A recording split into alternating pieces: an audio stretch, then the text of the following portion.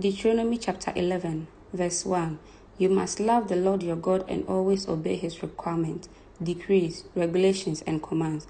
Verse 2. Keep in mind that I'm not talking now to your children who have never experienced the discipline of the Lord your God or seen his greatness and his strong hand and powerful arm. Verse 3.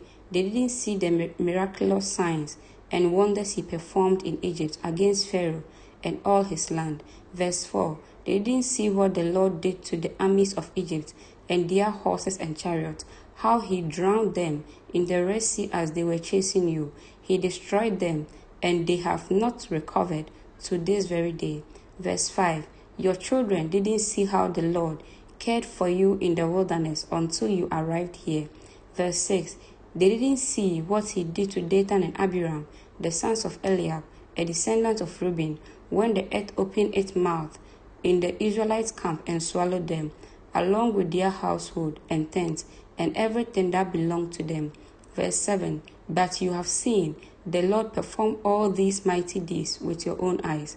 Verse 8. Therefore be careful to obey every command I am giving you today, so you may have strength to go in and take over the land you are about to enter. Verse 9. If you obey, you will enjoy a long life in the land the Lord swore to give to your ancestors and to you, their descendants, a land flowing with milk and honey. Verse 10. For the land you are about to enter and take over is not like the land of Egypt from which you came, where you planted your seed and made irrigation ditches with your foot, as in a vegetable garden. Verse 11. Rather, the land you will soon take over is a land of hills and valleys with plenty of rains. Verse 12. A land that the Lord your God cares for. He watches over it through each season of the year. Verse 13. If you carefully obey the commands I am giving you today, and if you love the Lord your God and serve him with all your heart and soul. Verse 14. Then he will send the rains in their proper seasons, the early and late rains, so you can bring in your harvest of grain, new wine, and olive oil.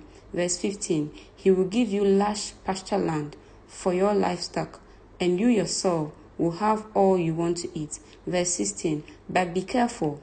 Don't let your hearts be deceived, so that you turn away from the Lord and serve and worship other gods. Verse 17. If you do, the Lord's anger will burn against you. He will shut up the sky and hold back the rain, and the ground will fail to produce its harvest. Then you will quickly die in that good land the Lord is giving you. Verse 18. So commit yourselves wholeheartedly to these words of mine. Tie them to your hands and wear them on your forehead as a reminder. Verse 19. Teach them to your children. Talk about them when you are at home and when you are on the road, when you are going to bed and when you are getting up. Verse 20. Write them on the doorposts of your house and on your gates. Verse 21. So that as long as the sky remains above the earth, and you and your children may flourish in the land the Lord swore to give to your ancestors. Verse 22. Be careful to obey all these commands I am giving you. Show love to the Lord your God by walking in his way and holding tightly to him. Verse 23. Then the Lord will drive out all the nations ahead of you, though they are much greater and stronger than you, and you will take over their land. Verse 24. Wherever you set foot, that land will be yours. Your frontiers will stretch from the wilderness in the south of Lebanon in the north, and from Euphrates River in the east to the Mediterranean Sea in the west. Verse 25. No one will be able to stand against you, for the Lord your God will cause the people to fear and dread you, as he promised, wherever you go in the whole land. Verse 26. Look, today I am giving you the choice between a blessing and a curse. Verse 27. You will be blessed if you obey the commands of the Lord your God that I am giving you today. Verse 28. But you will be cursed if you reject the commands of the Lord your God and turn away from him and worship gods you have not known before. Verse 29. When the Lord your God brings you into the land and helps you to take possession of it, you must pronounce the blessing at Mount Gerizim and the curse at Mount Ebal. Verse 30.